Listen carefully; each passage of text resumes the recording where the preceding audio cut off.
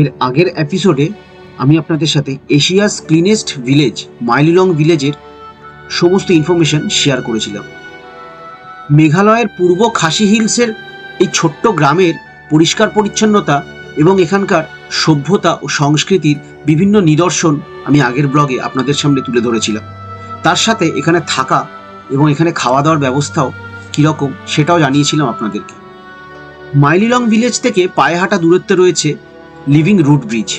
সেই root bridge দেখে আমরা সকাল 10টা নাগাদ রওনা দিয়েছিলাম ডাউকির উদ্দেশ্যে।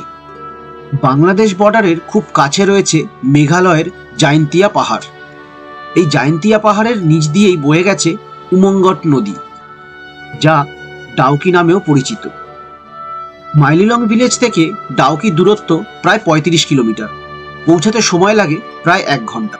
কাঁটাতারের সীমানা বরাবর আমরা এগিয়ে চললাম ডাউকির দিকে।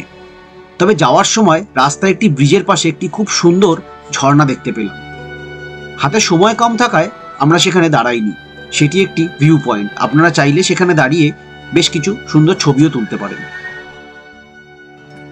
প্রায় সকাল 11টা নাগাদ আমরা এসে পৌঁছালাম ডাউকি ব্রিজের কাছে, যেখানে ছিল উমঙ্গট নদী, যাকে ডাউকি নদীও বলা হয়ে থাকে।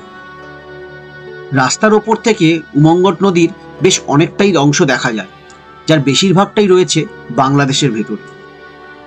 আমার বাবা, মা এবং রিমা বোটিং করার জন্য অতটা আগ্রহী না থাকলেও আমি আর অগ্নিভ কিন্তু অত্যন্ত আগ্রহী ছিলাম, তাই আমরা তাড়াতাড়ি করে পৌঁছে গেলাম বোটের কাছে।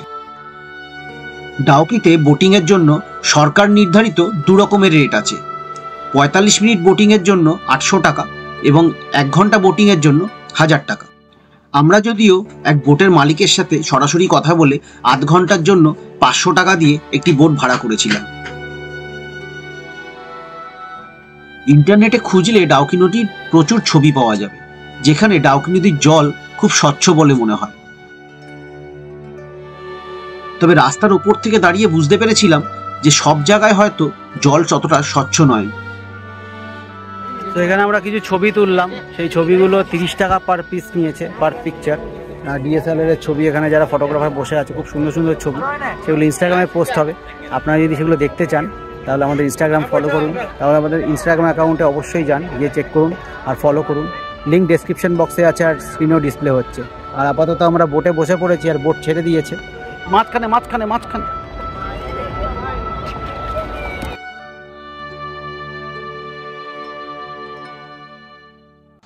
ডাউকি নদীর বেশ কিছু জায়গায় জল সত্যি স্বচ্ছ ছিল, জলের নিচে সবকিছু স্পষ্ট দেখা যাচ্ছিল।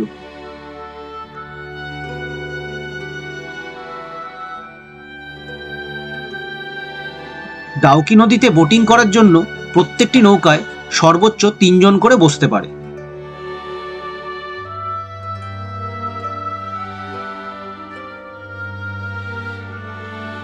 আমাদের নৌকা যত আস্তে আস্তে ডাউকি ব্রিজের দিকে এগোচ্ছিল, ততই যেন আমরা প্রকৃতির সৌন্দর্যে মুগ্ধ হয়ে যাচ্ছিলাম।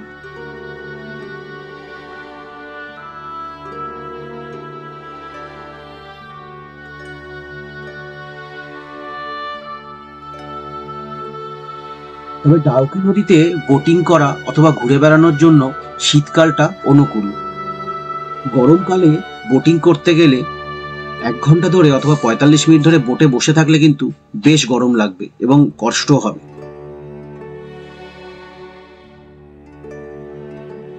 ডাউকি নদীর স্বচ্ছ জলে হাত ভেজাতে ভেজাতে আমরা এগিয়ে চলেছিলাম ডাউকি ব্রিজের দিকে। এই ডাউকি ব্রিজের মাধ্যমে প্রতিদিন বাংলাদেশ থেকে বিভিন্ন সামগ্রী নিয়ে আসা হয় ভারতে, আর ভারত থেকে বিভিন্ন সামগ্রী পৌঁছে যায় বাংলাদেশে।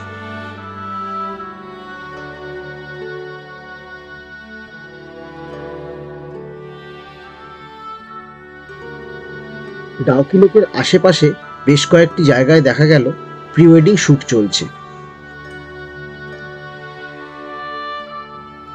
নদীর প্রত্যেকটি বাঁকে প্রকৃতি যেন এক নতুন ছবি এঁকে রেখেছে, যার সৌন্দর্যে আমরা মুগ্ধ হয়ে গেছিলাম।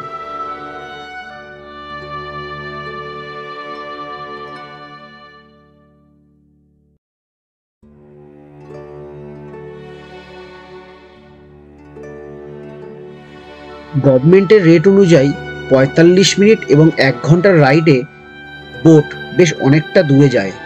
তবে আমরা যেহেতু আধ ঘন্টার রাইড নিয়েছিলাম, তাই জন্য ব্রিজ পার করে আমাদের নৌকা ঘুরে আবার বাংলাদেশের দিকে যেতে শুরু করলো।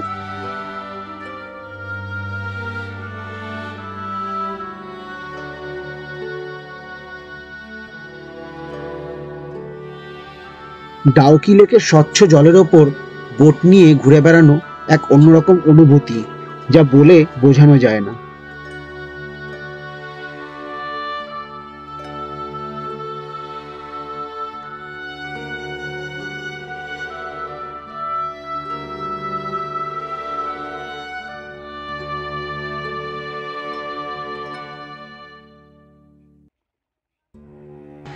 ডাউকি লেকের বোট রাইডের প্রত্যেকটা মুহূর্ত আমরা এনজয় করেছিলাম।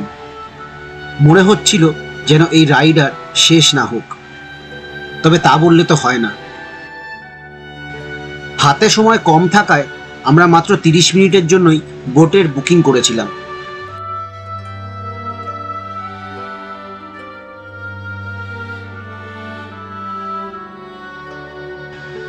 একটা সময় আমাদের বোট বাংলাদেশের একদম কাছে পৌঁছে গেছিল।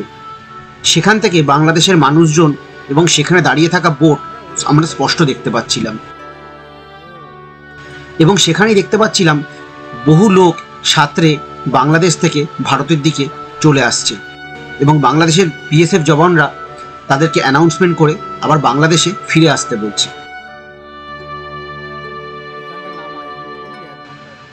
অবশেষে আমরা আবার সেখানেই ফিরে এলাম যেখান থেকে আমাদের বোট রাইড শুরু হয়েছিল।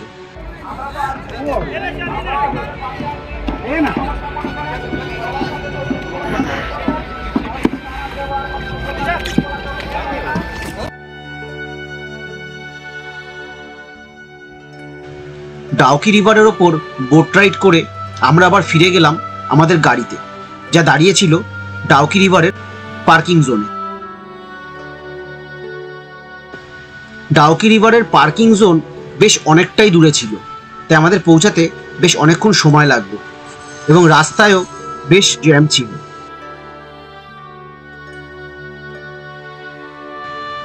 ডাউকি রিভারে বোট রাইডের জন্য কোনো রকম অনলাইন পেমেন্ট নেওয়া হয় না, এখানে শুধুমাত্র ক্যাশ পেমেন্ট নেওয়া হয়। তাই আপনারা যদি ডাউকিতে ঘুরতে যান তাহলে অবশ্যই সঙ্গে ক্যাশ ক্যারি করবেন।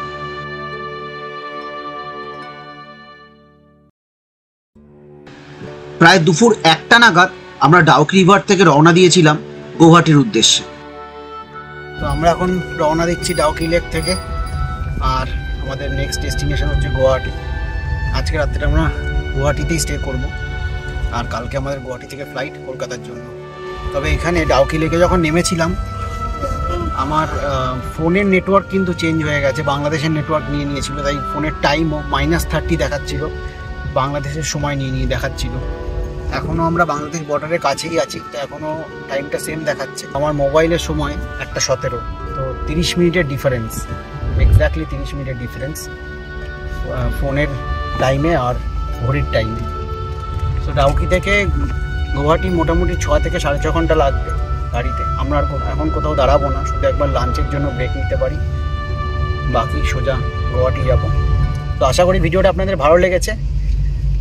সমস্ত ইনফরমেশন আমি শেয়ার করেছি। আপনারা যদি ডাউকি ঘুরতে আসেন তাহলে কিভাবে আসবেন, বোট বুক করার অনেক রকমের প্রসেস আছে, একটা গভর্নমেন্ট রেট আছে, আর একটা নিচে নেমে যাদের বোট আছে তাদের সাথে আপনারা বার্গেনিং করতে নেগোশিয়েট করতে পারেন, যেটা আমরা করেছি। তো যদি ভিডিওটা ভালো লাগে তাহলে ভিডিওটা লাইক করবেন, শেয়ার করবেন আপনার প্রিয়জনের সাথে, আর যদি আমার চ্যানেলে নতুন এসে থাকে তাহলে অবশ্যই চ্যানেলটা সাবস্ক্রাইব করবেন, আর বেল আইকনটা প্রেস করতে ভুলবেন, এটা আমি যখনই কোনো ভিডিও দিই আপনার কাছে সঙ্গে সঙ্গে নোটিফিকেশান চলে আসে। তাহলে এই পর্বে এই অবধি, দেখা হবে পরের পর্বে গুয়াহাটি থেকে কলকাতার জার্নিতে। ততক্ষণ দেখতে থাকুন ট্রিপ টু ওয়াচ, আর সঙ্গে থাকুন।